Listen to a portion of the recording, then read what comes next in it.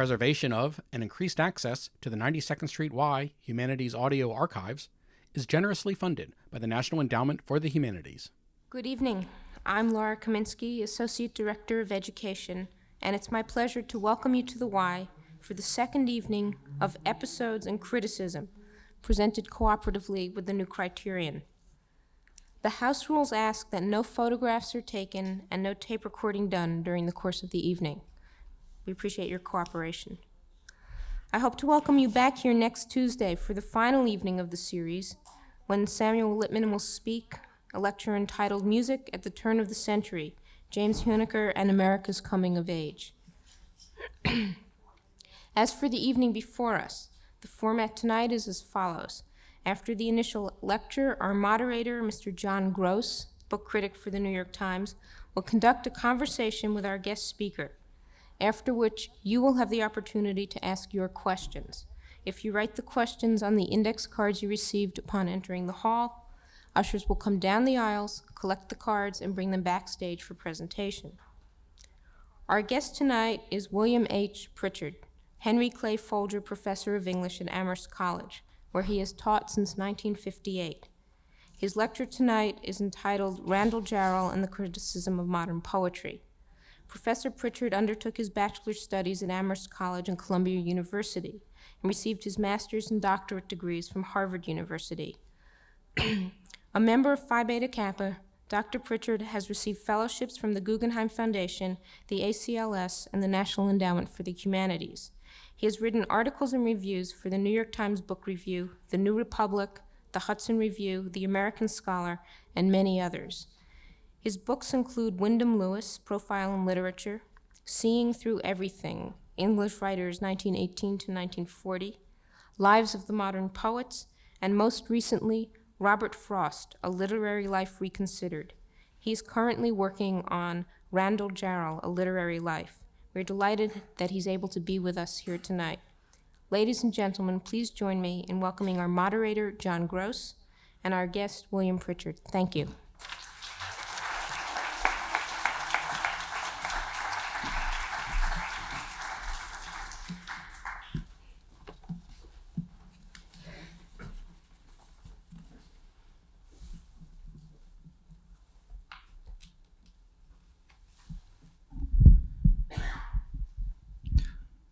I'm glad to be here and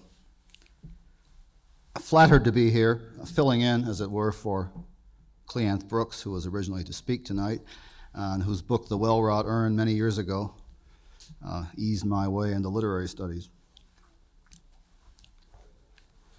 I want tonight to describe to you an episode in the criticism of poetry, of modern poetry especially, and I will center on the achievement of one of that poetry's most interesting critics, Randall Jarrell.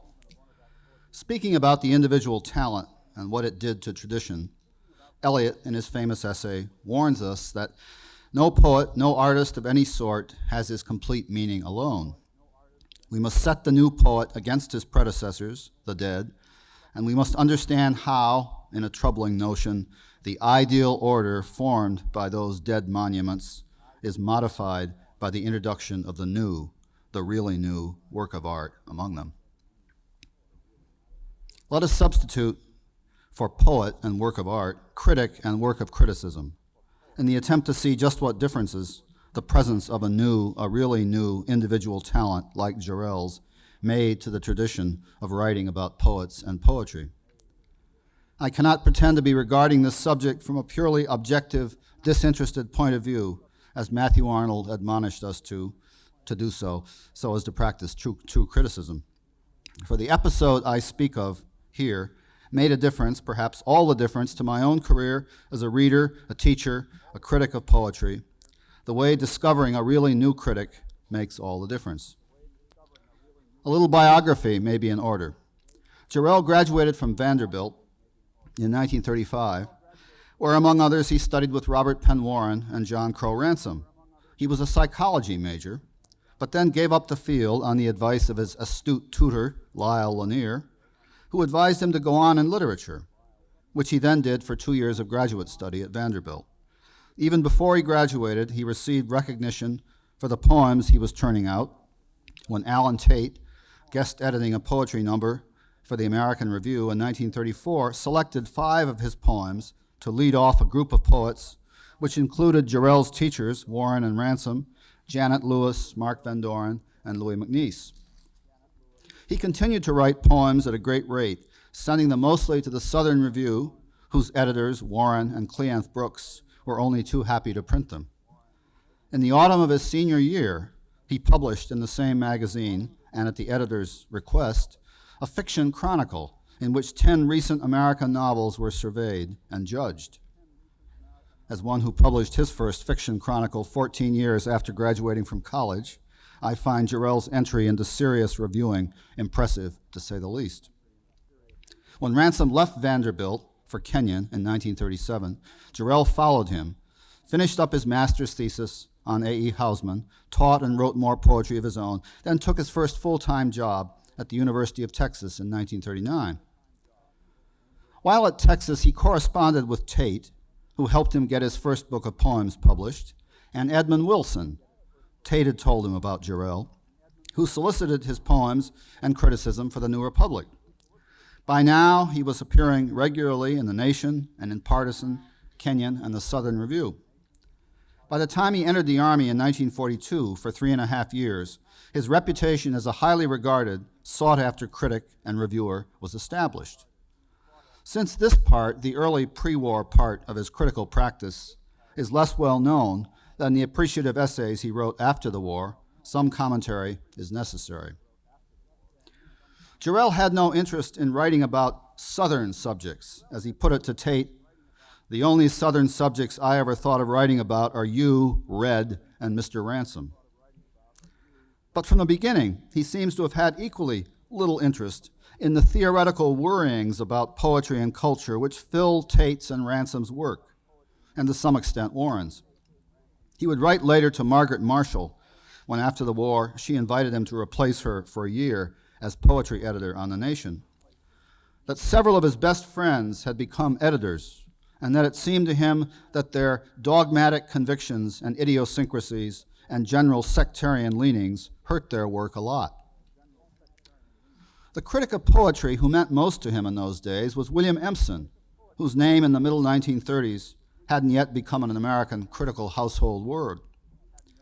Jarrell proposed to write his MA thesis on Auden. Then, when discouraged by the Vanderbilt department from writing on someone so recent and alive, changed to Housman, who had conveniently died in 1936. The essay, titled Implicit Generalization in A.E. Housman, was mainly an intensive Empsonian reading of a few Housman poems with a view of bringing out various alternative possibilities of meaning and nuance in line and stanza. It is a dazzling performance. Part of it was immediately published in Kenyon Review, titled Texts from Housman, and it was also the last of such performances he would engage in. It was as if to say, now I've shown myself how deftly and resourcefully I can read a poem. I can, you can take it for granted. I don't need to keep doing it in print. My interest lies elsewhere than in producing a series of brilliant readings of poems. At about the same time the Housman essay appeared, he reviewed Ivor Winter's book about American literature, Maul's Curse. After cataloging Winter's notorious oddities of taste and running through the almost unknown names from his stable of approved poets, Jarrell turned toward admiration, calling Winter's extravagances the lapses of a critic whose thoroughness, clarity, and real penetration are almost unequal today. He reads each writer as if he had never been read before. He is a critical instrument completely uninfluenced by any fear of ridicule or consideration of expediency. To be this sort of critical instrument, so the warmth of the commendation of Winters suggests, was what Jarrell asked for and of himself. To read each writer as if he had never been read before was to propose nothing less than a heroic version of the self as a fearless and fearlessly original critic. Yet unlike Winters, and though of course there are moments of exception, unlike his mentors, the new critics, Jarrell possessed or was possessed by what Wyndham Lewis's tar called the curse of humor. He could barely write a sentence without turning it in such a way as to put an edge on it. Everyone has noted this about Jarrell's writing. But it should be emphasized that his wit is no mere flavoring, no comic relief from serious concerns, but absolutely indigenous to the critical operation. Like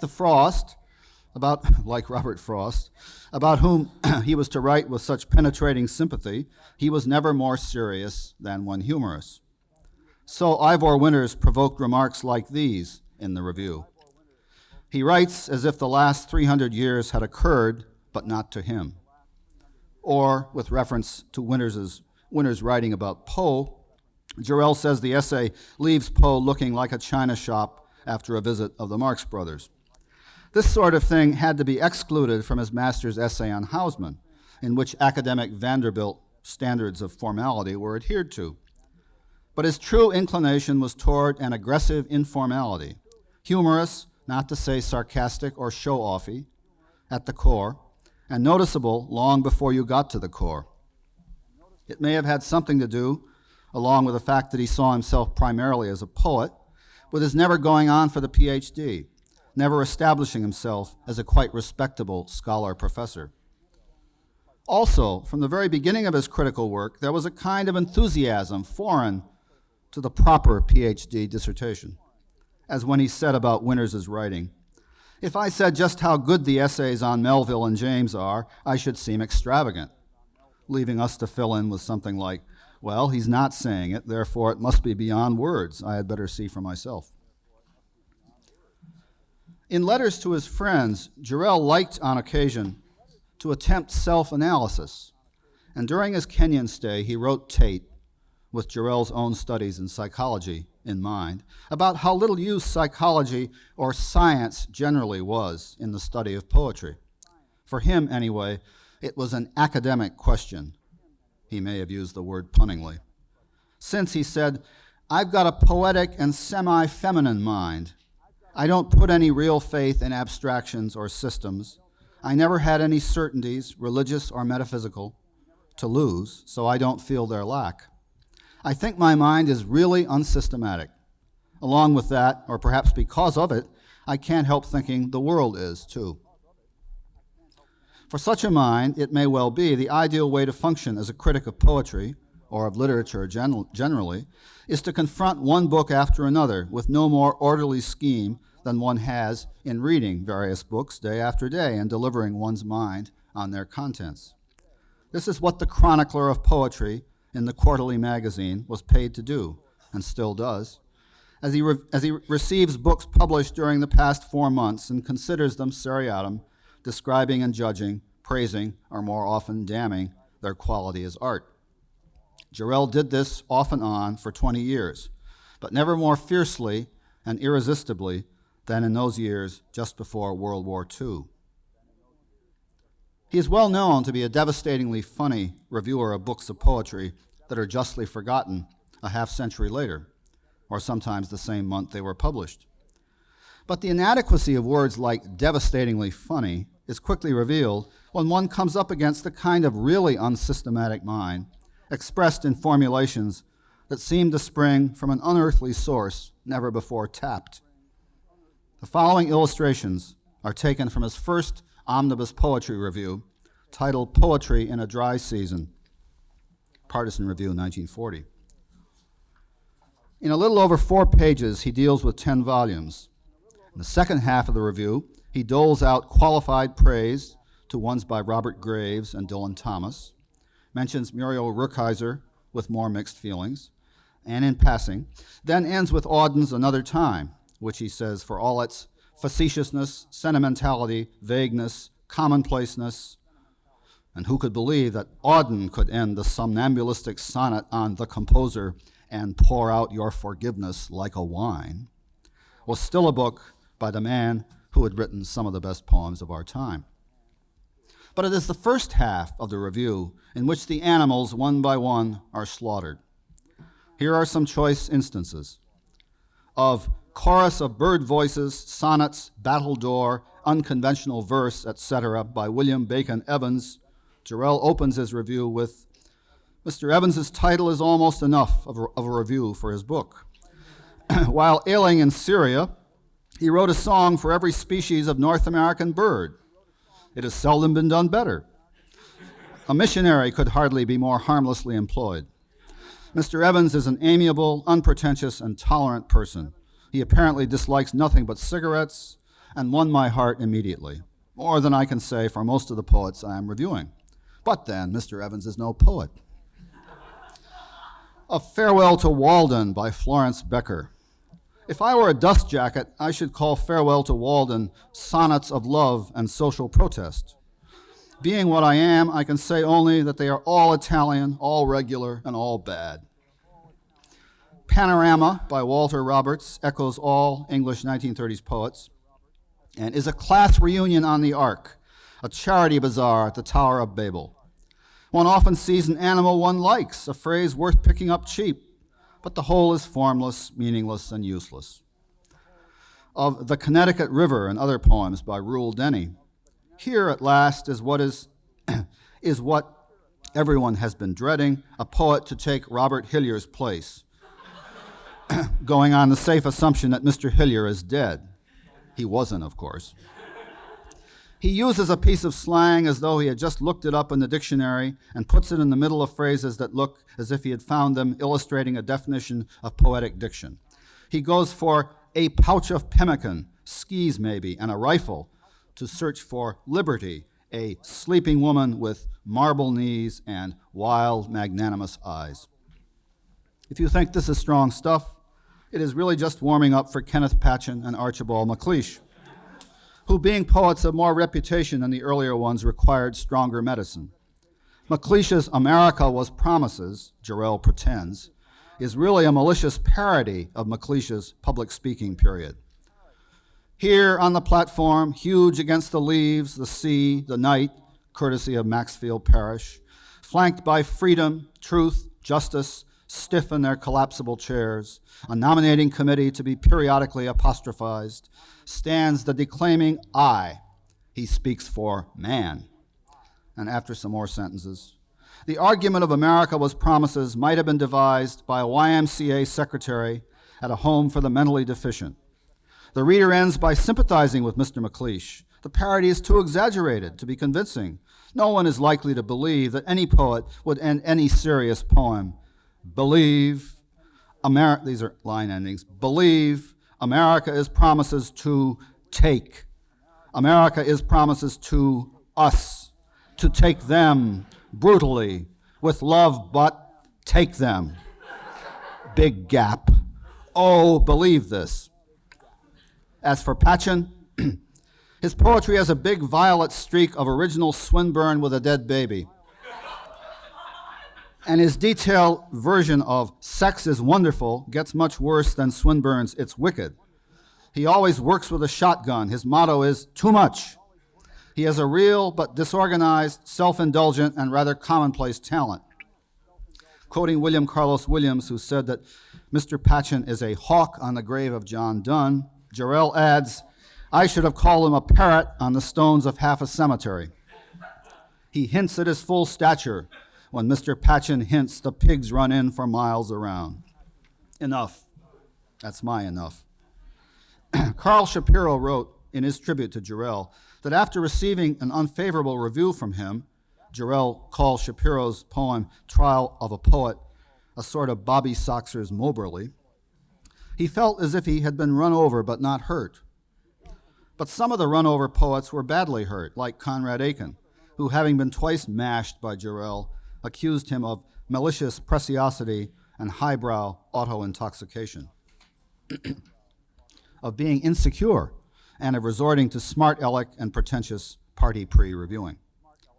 Perhaps MacLeish and Patchen would have agreed. At any rate, there had been nothing like this in American poetry reviewing for some time, perhaps at any time.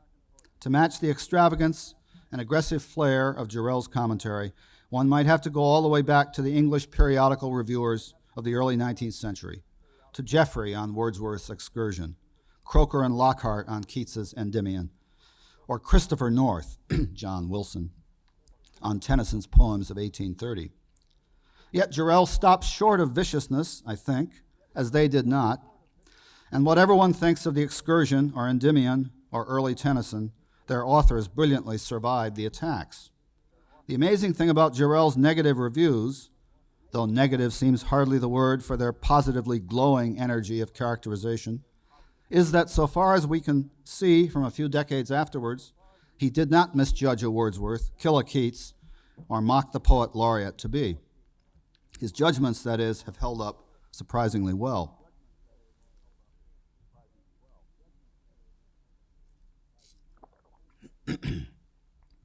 One of the best things ever said about his genius as a critic was said by Leslie Fiedler, when he noted that Jarrell was everywhere the man who has just read something he loves or hates, resolutely unsystematic, committed to no methodology or aesthetic theory, responsible only to his own responses, hushed only before the mystery of his own taste. And what unfailing taste he possessed, though its roots were in something nearer to madness than to method, given or endured rather than earned or sought, and therefore often offensive, as any talent is offensive to those who resist believing in predestination. In slightly different words, for all the personality in his responses, the sense of a man speaking rather than an institution or literary movement, there was something impersonal about the nature of his judgments, given or endured, in Fiedler's words, as if something, some force were speaking through him. Or perhaps that is too close to mysticism to be useful. It may at any rate have had something to do with a sense expressed in Shapiro's witty remark about being run over but not hurt, that Jarrell wasn't so much speaking adversely so as to wound the poet who had written a bad book, but just, regretfully and necessarily, telling the truth about what he had just read.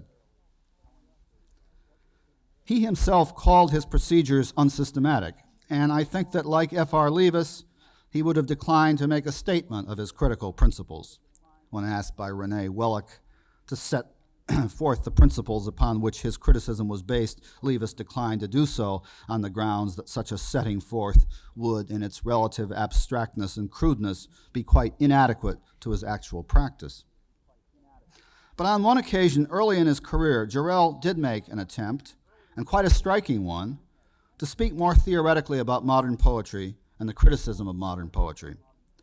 As for the first of these, in a preface to his section of 5 Young American Poets, which James Laughlin edited in 1940, he set forth the quite revolutionary idea that modern or modernist or modernistic poetry, he uses the terms interchangeably, and by them meant the poetry of Pound, Eliot, Hart Crane, Stevens, Cummings, Tate, etc., rather than being, as it was usually considered to be, a violent break with Romanticism, was in fact an extension of Romanticism, an end product in which most of the tendencies of Romanticism have been carried to their limits. Those just quoted phrases are actually from a longer version of the preface, which he published in The Nation 2 years later, titled The End of the Line.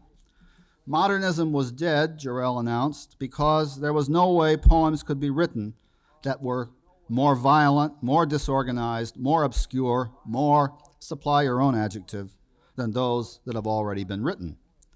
So poets in the latter half of this century, and Jarrell just starting out was very much one of them, could, as he put it, go back and repeat the ride or repudiate the whole system. But it would no longer do to praise someone as original because of his experimentalism. It was all up for grabs, and there was no modernist test that could now be applied to determine whether a poet was or was not original. All the reader critic had to go on was his own taste. In claiming so boldly that modernist poetry was but the ultimate extension of Romantic poetry, he made a rather subtle attack on 2 large ways of thinking about the history of Anglo-American poetry. To simplify, by stressing the Romantic-modern continuity, he was teasing the old-fashioned academic viewpoint that, more or less, loved the Elizabethans and Milton, then after a bit loved the Romantics and Victorians, while seeing metaphysical 18th century and modern poetry as, in his phrase, regrettable divergences from the real tradition. The second way of thinking had been recently and authoritatively laid down by Leavis in his Revaluation, 1936, and Cleanth Brooks in Modern Poetry and the Tradition, 1939. although Jarrell doesn't mention either by name. And it says that modern poetry is good because it is a rejection of romantic sentimentality, and because it puts us back in touch with the line of wit, with the metaphysicals, with selected bits of 18th century verse, and with French symbolism. This essentially Eliatic position was a good deal more influential in 1940 because the best critics of poetry in America, Brooks, Ransom, Tate, probably R.P. Blackmore as well, held a version of it, assumed it in their criticism, and got it promulgated in classrooms. In college in the early 1950s, I somehow knew, though not through much experience of the works themselves, I hasten to add, that there was something seriously wrong with much romantic poetry, that the metaphysicals were very fine, and that Yeats and Eliot were beyond criticism. In Jarrell's scheme, unlike the old-fashioned academic or new-fashioned Eliatic ones, no age was better than another. There was no system by which you could rank Victorian above or below Elizabethan or modern, just as there was no guaranteed litmus paper test to find out whether a poem written in 1940 was really modernist and therefore okay. There was nothing to fall back on, alas, but one's taste. On, as he put it in a New Republic piece from about the same time, titled Contemporary Poetry Criticism, the fine qualitative distinctions, the critic's responses to and judgments about works of art. And as a reviewer whose job was to make them, he came out in favor of judgments as a central part of the critical activity, quoting with pleasure Robert Graves's memory of his Oxford dawn, saying to him with some concern, "Mr. Graves, I believe you prefer some authors to others." This kind of criticism, the valuing kind, was not being produced in the universities committed, like the English department in the University of Texas, where he found himself at that moment, to scholarship, to the amassing of fact, the correction of texts, and the establishment of orthodoxies about period and background. As he put it, our universities should produce good criticism. They do not, or at best they do so only as federal prisons produce counterfeit money. A few hardened prisoners are more or less surreptitiously continuing their real vocation.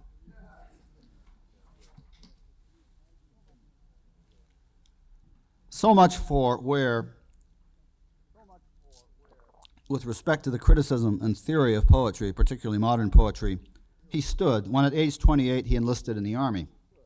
Sprung from academic prison into another sort of confinement, he was truly freed in 1945 when Margaret Marshall, book editor at The Nation, invited him to replace her on the paper for a year. His letter of acceptance to her, mentioned earlier, contained the following interesting self-summing up. "I believe that my tastes are reasonably wise and objective," quote, objective rather than narrow and personal. "I certainly don't like or have connections with any particular sort of writing or any particular variety of literary opinion."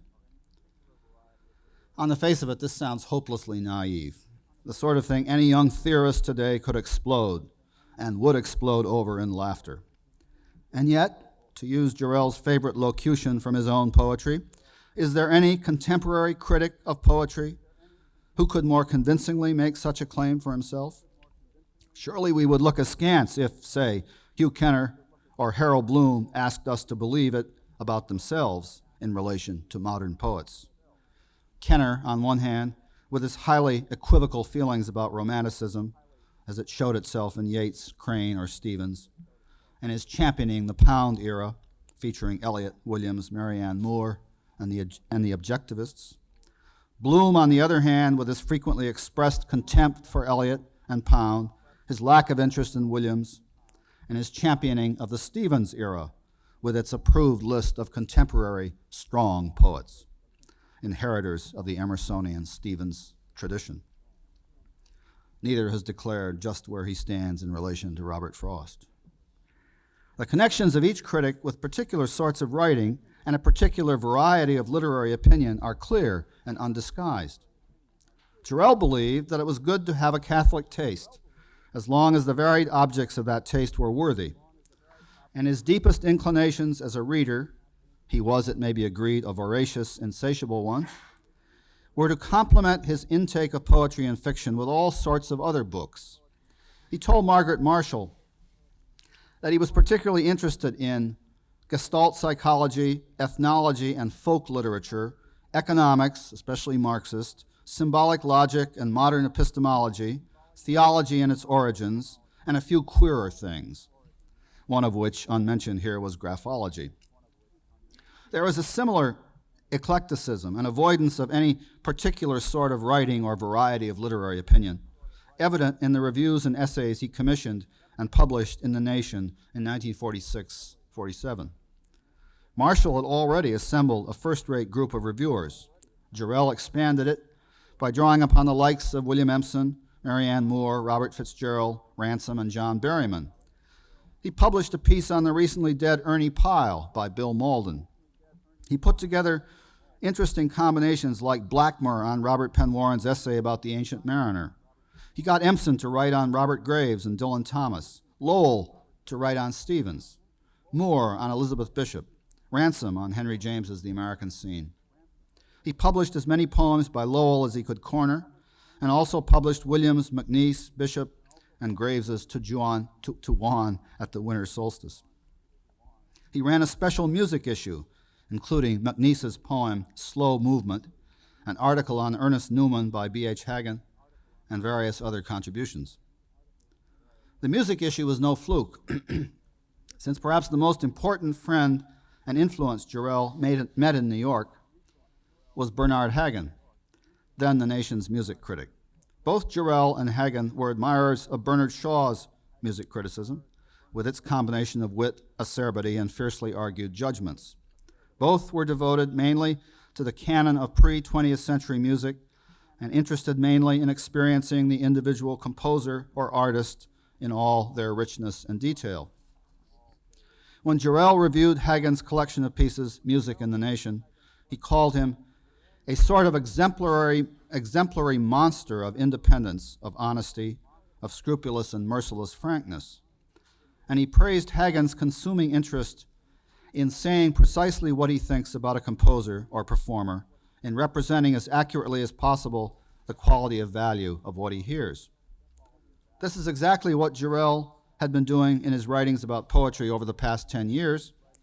And like Hagen, he believed the aesthetic function of the critic was also a moral one.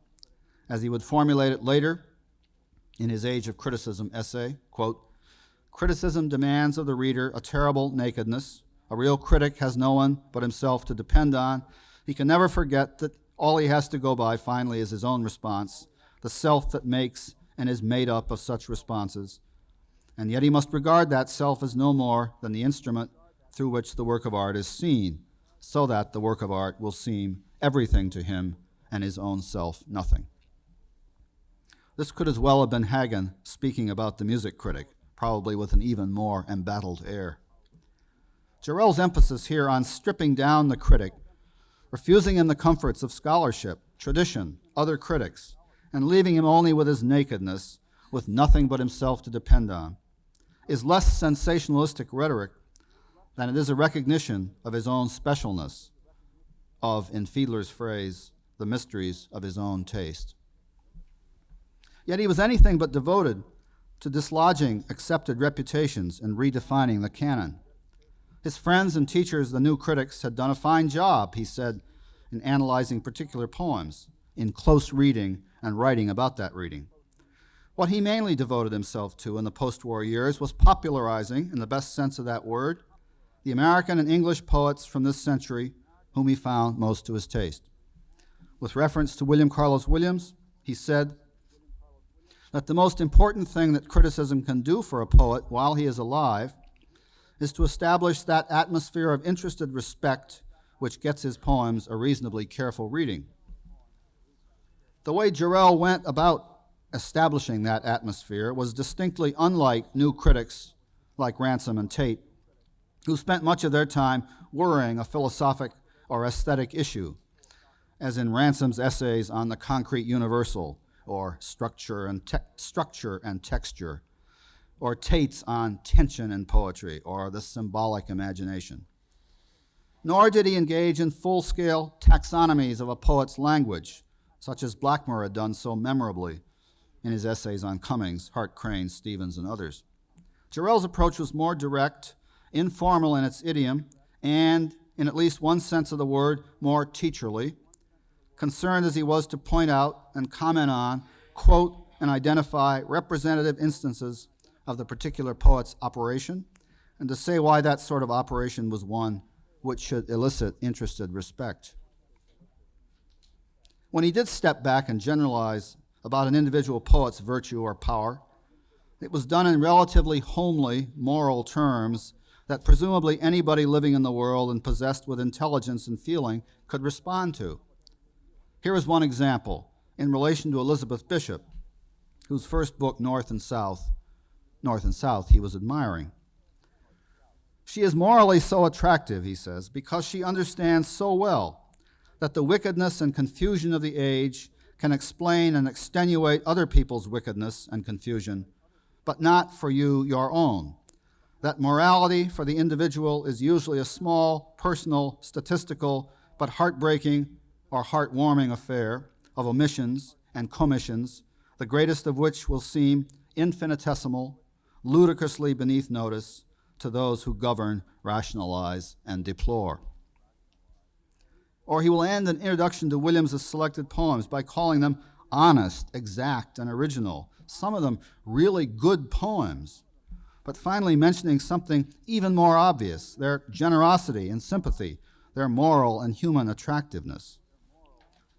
Even before the war, when Tate had criticized the prosaic character of some of his lines, Jarrell's lines in his poems, he defended himself by saying that he would rather sound limp and prosaic than false and rhetorical, and that he wanted to be rather like speech. In both Bishop and Robert Lowell, whose post-war books convinced him that they were the best of the new generation of poets, surely he hoped to stand with them, he heard something rather like speech, as in the honest, personal, modest voice of Bishop's roosters.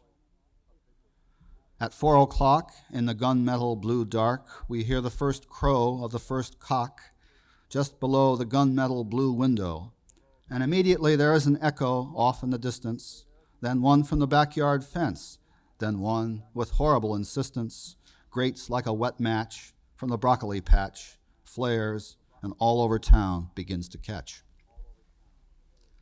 He welcomed in some of the later poems from Lowell's Lord Weary's Castle something more like dramatic speech than the rhetorical big guns, however impressively wielded, of the Quaker graveyard in Nantucket. Something like the beginning of Catherine's Dream from Lowell's poem Between the Porch and the Altar. It must have been a Friday. I could hear the top floor typist's thunder, and the beer that you had brought in cases hurt my head. I'd sent the pillows flying from my bed. I hugged my knees together and I gasped, etc. And of course, Dr. Williams was full of the human and the real, words Jarrell used to praise his poetry, heard through the voice of the poet as man speaking to men. Here's Williams. I have discovered that most of the beauties of travel are due to the strange hours we keep to see them. The domes of the Church of the Paulist Fathers in Weehawken against a smoky dawn, the heart stirred, are beautiful as St. Peter's, approached after years of anticipation. That example from January morning, like the previous two, are mine, not Jarrell's. In 1947, after he had written his reviews of Lowell and Bishop, and had paid handsome tribute to Williams's genius, as he saw it revealed in the first book of Patterson, he reviewed Robert Frost's just-published book of poems, Steeplebush, and then Frost's Mask of Mercy. He'd worked up a lecture on Frost that summer and began to mention him in his letters, especially to Lowell, whose own debt to Frost was becoming evident in the dramatic narratives he was writing. Pretty clearly, Jarrell gave Frost a full-scale reading, which reversed his earlier dislike of the poet. Frost's example provided him with an enormous push and certification to his campaign for poetry with something like real speech in it. Indeed, he seems deliberately, Jarrell seems, to court vagueness or sentimentality by repeatedly insisting on how real this poet is. Frost's seriousness and honesty, the bare sorrow with which sometimes things are accepted as they are, neither exaggerated nor explained away, the many, many poems in which there are real people with their real speech and real thoughts and real emotions, all this in conjunction with so much subtlety and exactness, such classical understatement and restraint, makes the reader feel that he is not in a book but in a world, and a world that has in common with his own some of the things that are most important to him.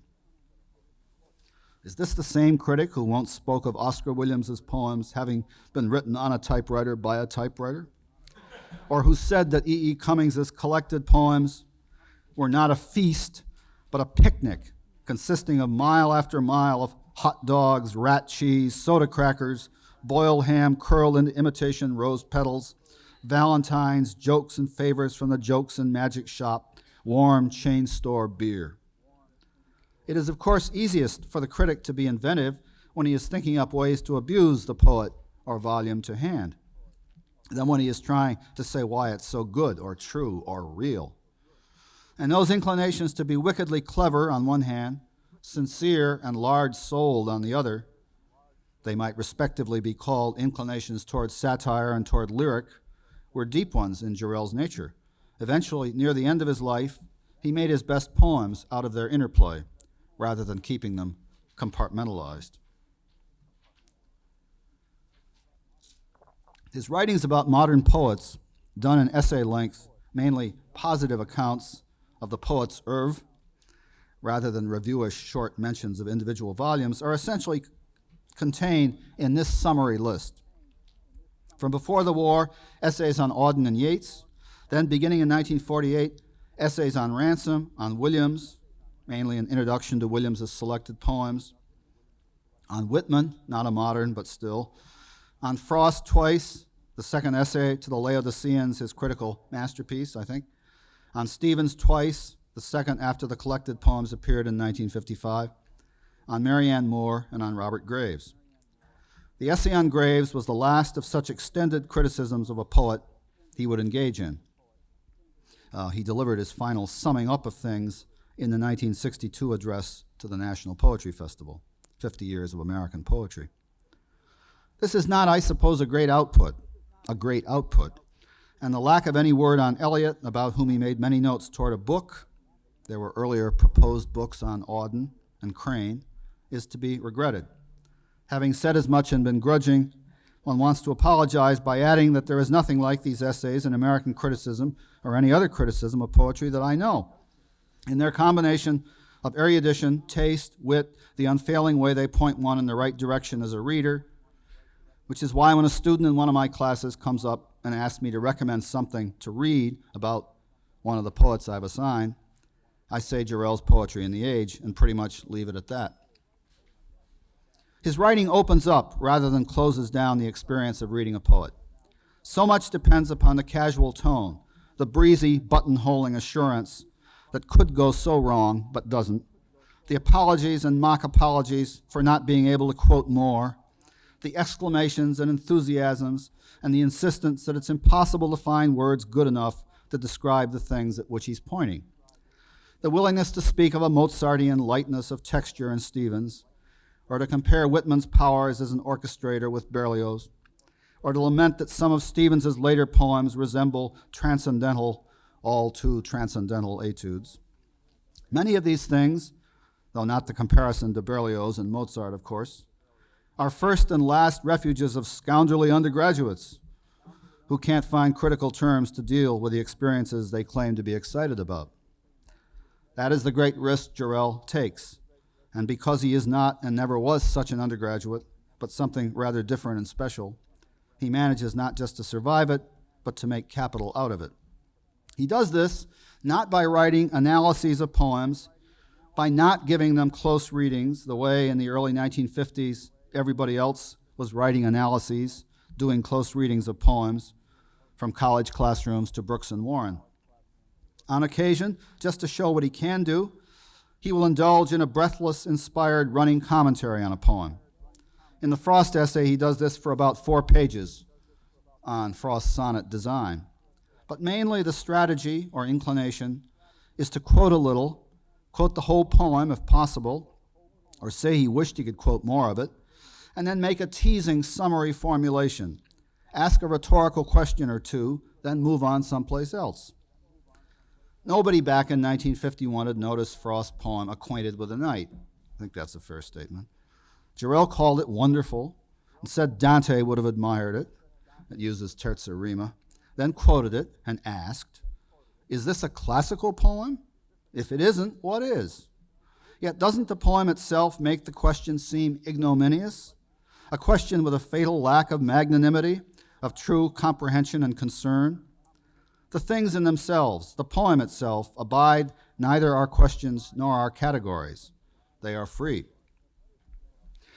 What is a critic that the poem should be mindful of him, he seems to be asking, while the Arnoldian reference to how, like Shakespeare, the poem doesn't abide our questions, suggests that he, Jarrell, can only practice criticism, and he complained frequently about having to write it, even as he was turning out his finest examples of it, by insisting on what a vain or pedantic or simply unnecessary act it is, or most of it is. Like Frost's own Ovenbird, he knew in singing not to sing.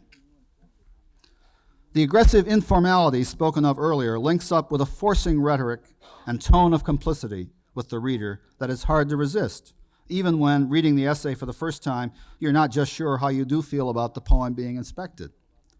He spends some time in To the Laodiceans, talking about how characteristic and delightful Frost is in his many slight poems. Then, after mentioning a number of them, suddenly produces one titled Atmosphere, subtitle Inscription for a Garden Wall. It goes like this. Winds blow the open grassy places bleak, but where this old wall burns a sunny cheek, they eddy over it too toppling weak to blow the earth or anything self-clear. Moisture and color and odor thicken here. The hours of daylight gather atmosphere. And he says, now this is more than slight. It's nothing. I admit it. Yet, admit it, isn't it a nothing that Marvell himself could have been proud of? And after reading it, can you understand how any critic could have patronizingly pigeonholed the man who wrote it? At the other end of the scale, he writes about the passage from Whitman's Song of Myself that concludes with the lines, I am the man, I suffered, I was there. In these lines, Whitman has reached, as great writers always reach, a point at which criticism seems not only necessary, but absurd.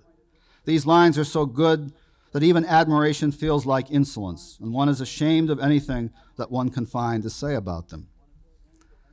Writing in what he termed the age of criticism, Jarrell kept striving to produce sentences lively enough, fresh and surprising enough in their turns, in their awareness of themselves, so as to put the ordinary critic out of business, as it were. And that could be accomplished equally as well with some slight lines from Frost as with monumental ones from Whitman. Hardy once wrote in the poem that if a way to the better there be, it exacts a full look at the worst. Jarrell's attempt always to name the best poems of the poet under consideration invariably also involved passing adverse judgments, usually in a satirical manner, on the not so good or not good at all work by that same poet. He once wrote Elizabeth Bishop that even his beloved Rilke was monstrously self-indulgent a lot of the time. But the good poems made up for that, and really, he told Bishop, one expects most of a good poet's work to be quite bad. If that isn't so, it's the 30th of February. An overstatement, perhaps, yet he took it seriously enough in his own critical practice to tell us that we should be tempted to throw away a third, the bad third, of Frost's complete poems. That for all the glories of Stevens's work, The Auroras of Autumn was arid, repetitive G.E. Moore at the spinet. That Whitman, of course, was impossible much of the time, and that everyone knew how bad he could be. Baby critics who have barely learned to complain of the lack of ambiguity in Peter Rabbit can tell you all that is wrong with Leaves of Grass. That William Carlos Williams was a very limited poet, already in the early 1950s on his way to being overvalued. This habit of dispraising the poets he loved most was not one he grew into gradually. In his first extended essay, Changes of Attitude and Rhetoric in Auden's Poetry, back in 1941, he provided what is still the single best account of how Auden's poetry works, at the same time as he made a devastating attack on the failings of Auden's more recent work compared to what he had done earlier. As James Dickey had one of his two speakers announce in the course of a deeply divided review of Jarrell's own selected poems in 1955, I think it good for writers to have the most violent arguments brought into play against them, even unfair arguments. If the work is strong enough, all these will be overcome. I'm convinced that Jarrell speaking against certain qualities and characteristics of the individual poet not only removes that poet from a threatened pedestal and sets up a healthy argument about what is good and not so good in his work, but also enhances the critic's credibility with his reader, since that critic refuses to be simply and only an apologist for his subject. Reviewing Jarrell's letters in the New York Review of Books, Christopher Benfey balked at the notion of calling him our best critic of poetry, since, Benfey argued, unlike Blackmer or Empson or Northrop Frye, Jarrell did not change the way we read poets of the past. Without coming to terms here with that charge, I want to consider Benfey's suggestion that he should be called instead our best poetry reviewer. And I would complicate that notion by claiming that Jarrell's importance lies partly in the way he broke down the distinction between something called criticism and something called reviewing. In one sense, everything he ever wrote was a review, the fresh report of a man who had just been reading something as if for the first time. But in so doing, he was nothing if not critical, and continuously so. There are no resting places in the essays where he fills us in with facts or background or sociology. The subjective, valuing, feeling I is always there, taking risks, daring to be outrageous, perhaps wrong, anything for the sake of argument, for the life of discussion and debate. Near the close of his essay, The Age of Criticism, he admits to having complained about the age. What is an age but something to complain about, he says sensibly, then goes on. But if the age, the higher literary levels of it, doesn't wish to be an age of criticism, and an increasingly Alexandrian one at that, it needs to care more for stories and novels and poems and plays, and less for criticism. It needs to read more widely, more independently, and more joyfully. And it needs to say to its critics, write so as to be of some use to a reader, that is, of poems and stories, not of criticism. Did he know what he was foreseeing in speaking of the increasingly Alexandrian character of his age in its literary professionalism? In his wildest imaginings, could he have anticipated papers delivered 2 weeks ago at the Modern Language Association meetings in this city, none of them heard by me? Canonicity and theory toward a post-structuralist pedagogy, or seizing power, gender representation and body scale, the professional politics of fat and thin, or subversion and oppositionality in the academy, or the queer in the text, sensibility in reading. How naive his injunction sounds to care more for literature, less for criticism, when Jacques Derrida and Jeffrey Hartman have told us how naive such a distinction is. Perhaps it was the young Hartman Jarrell was speaking to when he wrote of saying to someone, of course, criticism's necessarily secondary to the works of art it's about. He looked at me as if I had kicked him and said, oh, that's not so. I had kicked him, I realized.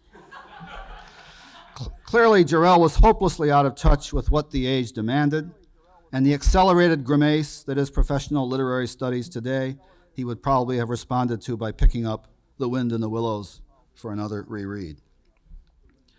I don't mean to end this episode in 20th century criticism by saying that 21 years after his death, Jarrell is unappreciated as a critic.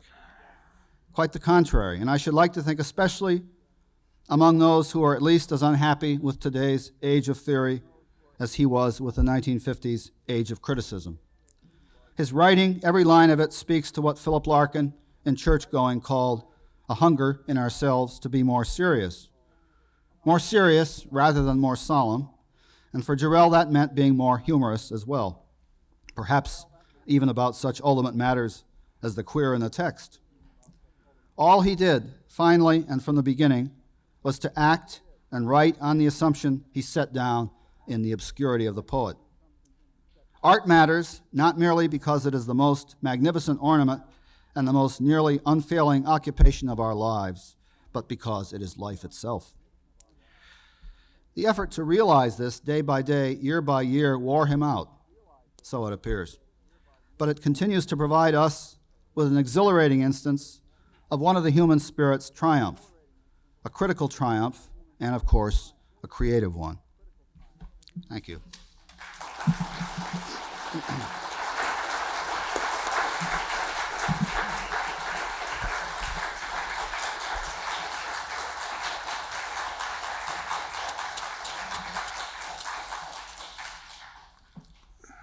Thank you very much. I agree so wholeheartedly with what you've said, that I'm a bit embarrassed for commentary to add. If I can just be a mite autobiographical,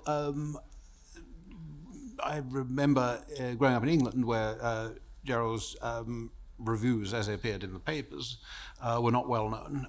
Coming across his criticism in book form for the first time, Poetry and the Age, the real sense of gratitude and exhilaration that one had, and that feeling that, however, which I think you brought out terribly well, if I may say so, that there's tremendous generosity of spirit there at all times, I think, including when he's on the attack, though perhaps if one was one of those early victims, one mightn't have said so. Now, having said all that,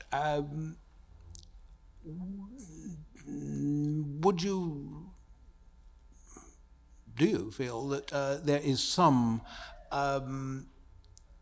significant, among his judgments, among his preferences, some significant blind spot or error of judgment? Most critics, even the best, have those. This is not a catch question. I find it hard to think of them at first, but still, if you were forced to say, yes, there is a blind spot, or there's something he underrated or overrated, or something he didn't quite get the point of, it's a tough question, I think, because he was so obviously, in my view, and I think yours, so downright and right. But still, there must be some. This sounds terrible. I can't think of any. Perfect. Perfect. Some would say Rethke. He didn't appreciate Rethke enough, but he appreciated him enough for me. And no, I don't mean to be snide about that. No. I think this is a very tough question, actually, if I may say so. Some might say, although they probably wouldn't now say, that he overestimated Elizabeth Bishop and perhaps Lowell. That friendship there got in the way of objectivity, and yet I think he became friends with them because he, as this often happens in life, because he admired their work so much. What about within the work least of with her. individual poets? I'm sorry. I mean, for argument's sake, was he too severe on in his reading of Auden's later development, or whatever? I mean, just within the corpus of poets he admired, do you think? Again, I'm nowhere near the, as a reader of Auden, I can't begin to measure up to the inwardness and fullness with which Jarrell knew the poetry, but I guess I'd vote for saying that the best Auden is the early Auden, and even as the early Auden before 1938 maybe, is the really early Auden, the exciting, telegraphic, mysterious, scary poems from Poems 1930. Maybe he wrote off the later Auden too much, but I'm sort of twisting here, and it sounds as if it's because he was my subject, and I don't want to be critical of him. But and I, as Empson said about Eliot, how do I know how much of my mind his writing and his taste formed? I don't know who I am in relation to him in that sense. I have nothing up my sleeve in asking that question. Well, I'm not trying to say I thought you might. I'm waiting. No, by no means. I think it's a tough one. It's just my sense of that even Homer nods, that there must be some error there. Well, let me try something else. This is a little for information as well. I feel, obviously, with someone as good as that, one feels a pity he didn't write about almost everything that one wants to hear him on. But I do feel it's a pity he didn't write more about pre-20th century poetry than he did. Whoever said that, I think it was a man in the New York Review, that he didn't change the way people read something, well, unless I think one was a very exceptional person at the time he wrote his essay on Whitman, surely that short essay must have given a more fundamental, as large a fundamental switch of the direction to readers as any short essay can. But I don't know of many essays of his on pre-20th century poetry, and that doesn't matter, but it's a pity. Are there obscure bits and pieces there? I spoke to a good friend of his, a teaching colleague at the University of Texas, and a now emeritus professor of English at Harvard, Herschel Baker, and I mentioned something like that to him, and I said, "What did he think about Ben Jonson, and why didn't he ever say anything about Marvel or Pope or whatever?" And Baker, who's an enormously well-read man, thought about this, and he said, "Well, Randall really wasn't very well read." And that was a friendly remark, and it meant, by standards, the professional English scholar who must read everything, that he hadn't done his PhD, he hadn't passed his PhD orals. Well, as somebody said of something else, those are standards which are so high they're almost invisible. One last one, and perhaps we'll take questions from the audience. It's not really part of the terms of your talk. Obviously, I think you'd agree that he was, though it's not as important as his pure criticism, that he was a very good general essayist, and some of his essays on culture and education and so forth are terribly funny and terribly to the point. What about his dealings with prose writers, imaginative prose writers, whether it's Christina Stead or Kipling or whoever, clearly not on a par, no one would claim that, with the poetry criticism, but does it mean a good deal to you, the criticism of prose, or is it? I think it has partly to do with him not writing so much about poetry in the last 10 years of his life, that he found he had lots to say, and he was asked by Anchor Books to write prefaces to 6 Tolstoy novels, or 6 Russian short novels, and to Kipling stories, and to make an anthology of short fiction. That he found all sorts of things to deliver there that he'd been delivering in his classes, and that increasingly he taught in his classes at North Carolina. He's wonderful for me there because now, at my advanced age, he's pointing me to, what did I read the other day? One of the 6 Russian short novels, Lady Macbeth of the Mitensk district, I guess it is, the Luskov, or Turgenev, Kingler at the steppes, that I can't fault him there very well, because I'm still discovering what are the finest Kipling stories, and I'm like an amateur moving around here trying to take tips and follow them up. But I think he's a wonderful critic of fiction too, and even more so than in poetry, perhaps to a degree that's almost bothersome. He believes that if he just quotes a long enough passage, and it's always a passage that deserves to be quoted, and points and says, there it is, that does the work. But it does do the work, as it does for students who read him, and for anybody who's a student reading him, to say, well, I'll go look that up for myself. And so I feel pretty strong about the fiction, about the fiction criticism, although that's even more unsystematic and even more untheoretical and untouched by, I'd say, reigning ideas than the poetry criticism is.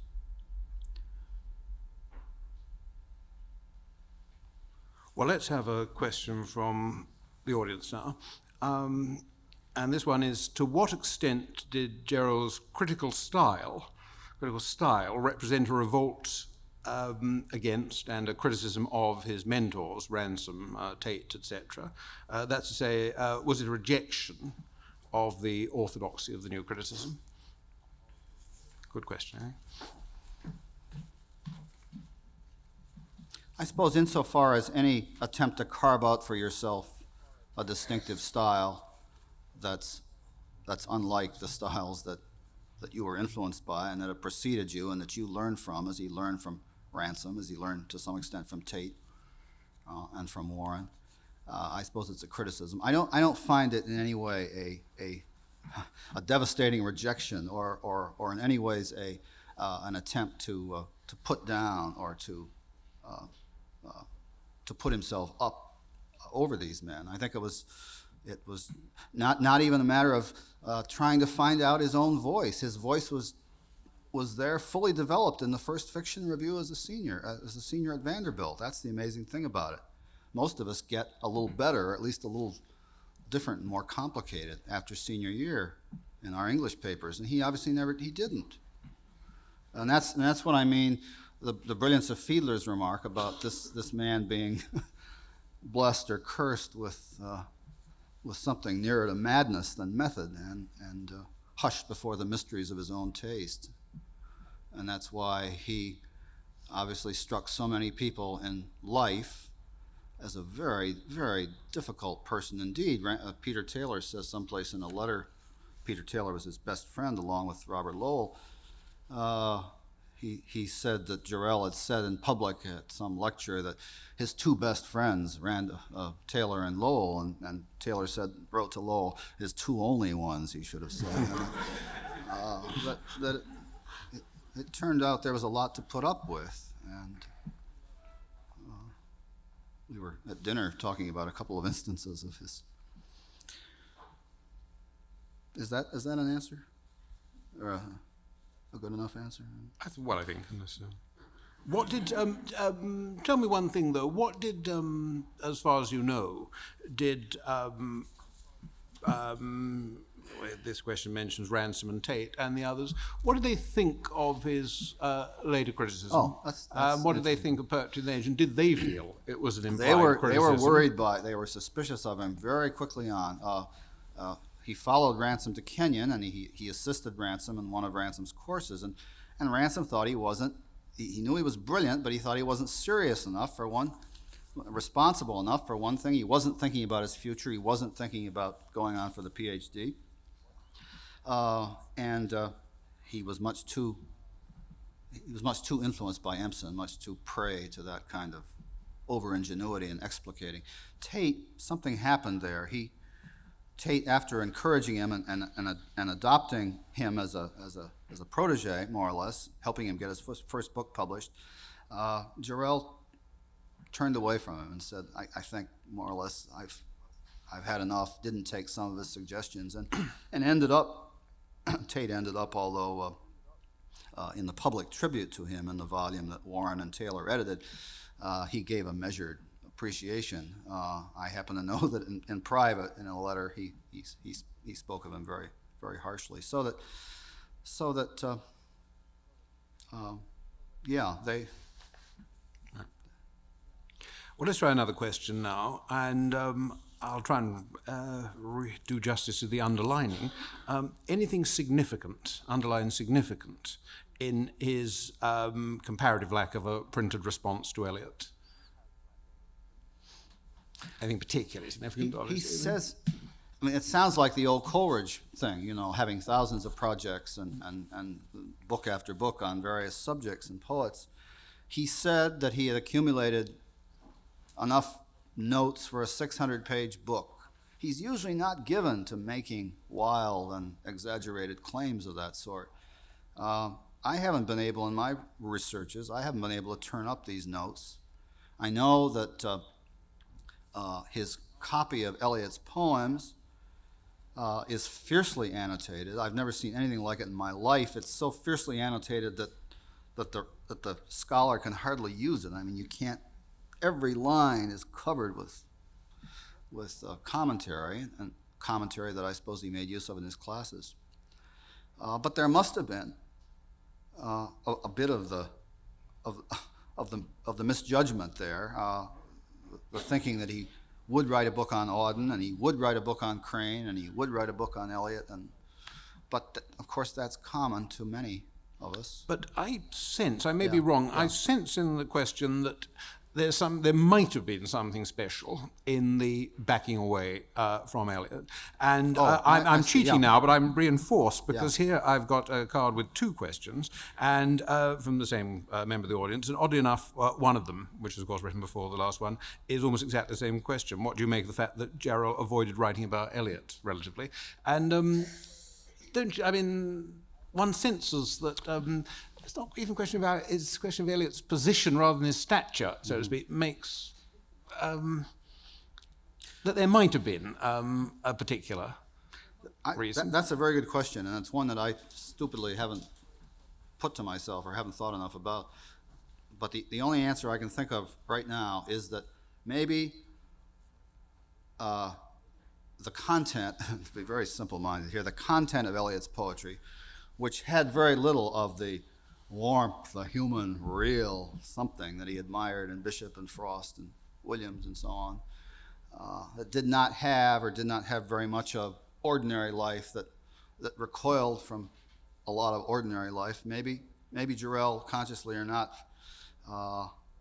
felt that while he admired the technique and he admired the genius, that he couldn't find terms that were humanist enough to praise it. Maybe that's too ingenious, and maybe that's not true, but that's the only reason I can think of. Yeah, that might still leave the question of why he then didn't criticize it, or anyway criticize that aspect of it.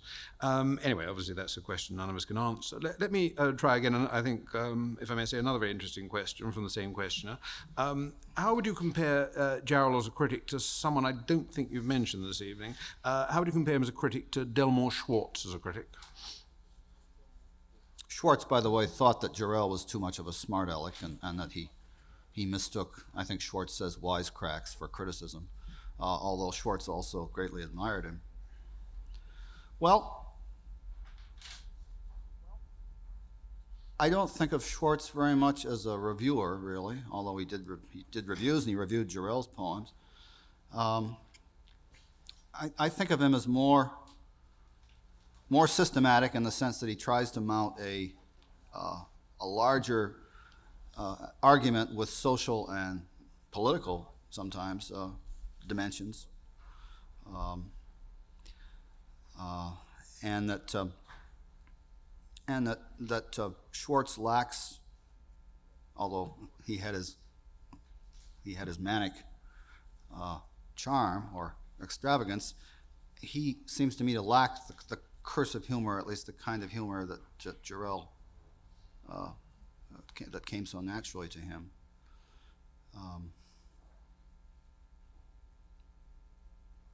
don't know. My feelings about I admire Schwartz, and yet the essays don't stay in my mind very clearly, and I can't remember what exactly did he say about Eliot. I don't think of him as in print a terribly interesting practical critic, that is, of the teacherly pointing and saying, now these lines here we see such and such, and that kind of thing. So that's one difference perhaps. And I think I know that they never became close. Jarrell thought that Schwartz's at least the long poem Genesis during the Second World War was awful, and I think after that he never really paid much attention to him. Schwartz wrote well about Jarrell. Can I ask just a quick supplementary on that? What do you feel about the Schwartz accusation that that there are too many wisecracks? Oh, I see what he means, but I still find after rereading them that I still find myself very amused by them, and they seem to me to be really inventive in the way that most or lots of wisecracks aren't, or that are only good the first. I mean, that thing about the hawk on the grave of John Donne, Williams says about Patchen admiringly. I would call him a parrot on the stones of half a cemetery. That's not just a wisecrack. That's a really creative extension. Or the list of Cummings. He admires Cummings, but he also is repelled or appalled by Cummings's fluidity and muchness and the quality of life in a lot of the poems. And that list of somebody speaks in the blurb line of the feast that Cummings' poems provides. He says, no, I'll call it a picnic. And then not just leave it there, but what kind of a picnic? Well, a picnic where you get soda crackers, rat cheese, warm chain store beer. Jarrell couldn't have told warm chain store beer from Beck's, you know. He didn't like beer, but these things all. Berryman, as John Berryman said, very interesting remark Berryman made, the only poet I knew who did not drink. It's true. Here's a very different question about Whitman, the Whitman essay. Didn't Jarrell miss some of Whitman's best poems, concentrating instead on the self-narrating poems? For example, he neglected As I Ebb with the Ocean of Life, Out of the Cradle, right. When Lilacs Last, at least as I recall. Yeah, Was this question? you're right. He doesn't mention those. He does mention the sleepers, which recently I know is among those who read Whitman seriously has taken on a lot of prominence. But I don't know. I think that was a big reading of Whitman undertaken for that essay, and that there the focus is so exclusively on Song of Myself. In a way, that's enough. I'm sure. I have a feeling that if you'd asked him, he said, "Oh yes, When Lilacs Out of the Cradle is a wonderful poem." I must say, and I do truly speak of ignorance. I think one perhaps have to be an American to say this, but my feeling was that was such a strategic essay that he saw his job to be done at that time as to sell Whitman to people who didn't realize that Whitman was like Gerard Manley Hopkins too, as well, that wasn't it his policy or tactics to concentrate on the things he did? Yeah, that's true. I think that's right. Incidentally, one of the previous questioners mentions that that Jarrell did mention Pope and quotes from The Rape of the Lock with great appreciation. Yes, and he quotes in the Stevens essay, he quotes, he summons up mockingly the idea of Pope as the hapless writer of an age of, Matthew Arnold, poet of an age of prose and reason, and then quotes, as hags whole Sabbaths lust for joy than spite, those lines from the characters of women, and puts that against Stevens' abstractness. That's right. Dryden, he didn't know Dryden. Didn't seem to have any feeling about Dryden. But Wordsworth again, I think if he ever had written a book on a poet before 1900, that might have been the one. The teaching there and the reading and rereading went into that. If, and alas, he's not going to, but if he were to come back, do you think he would,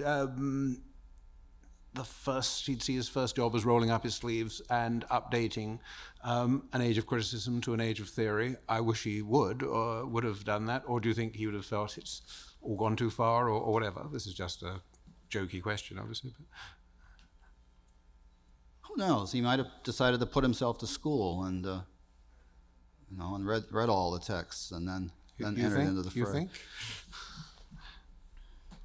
There was as I maybe suggested by that list of things that he was as a fairly young man interested in reading, Marxist economics and folk ethnology and all these. I've taken out some of the. I'm terrible about psychology, but I never took a course, so I missed that. But I took out some of the psychology books that Jarrell loved, and it boggles my mind. I can't understand what it was that could have. And of course he was known to in the early 30s to have read all of Freud and so that who knows, but. I think we're drawing to the end probably, but again, if I could chip in. Would you like to offer a quiet word about Pictures from Institution, or a noisy word? Well, I have mixed feelings about that book, and as you know, some people, including very odd John Crow Ransom called it his masterpiece, and so many people have said to me and have recommended the book to me as, you know, just a feast of wit, page by page, and it took me 3 or 4 times before I was able to get through it, and then I have reread it. I've only reread it once, and that's a book that, oh, that's the line from Larkin: "Too much confectionery, too rich, I choke on such nutritious images." That every sentence on every page has a twist to it, is a joke, and I find myself saying there, oh, too much, at least in the first 100 pages of the book. Then it turns, and perhaps, and partly by design, I think, into a different kind of book, a more feelingful and rather more lyric treatment of many things, although it doesn't lose the satirical stuff. So I'm divided about the book. I like best the fact that after he wrote it, he said, he kept writing Lowell and saying how wonderful it was. "Oh, you should write a narrative, Cal. You should write a prose narrative." And after he published it and was very successful and he even made some money out of it, he said, "I'm not going to write any more novels. I don't have any gift for narrative. Man is the animal that loves narrative," he said, thinking of Homer. Maybe that was his blind spot, thinking that he didn't have a gift for narrative. Do you think the characters are smothered by all those? Well, one could perhaps say wisecracks there, or do you think that they survive, emerge, live as characters, even in the audio part? I don't read this book for character. I don't think about characters here. I'm bad about that anyway. I have trouble imagining characters. To getting outside the narrative voice, but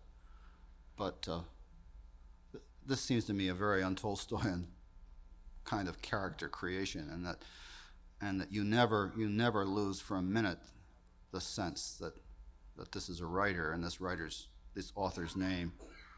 This writer's name is Randall Jarrell, and this idiom is Randall Jarrell's, and that's what I'm hearing constantly. So I don't.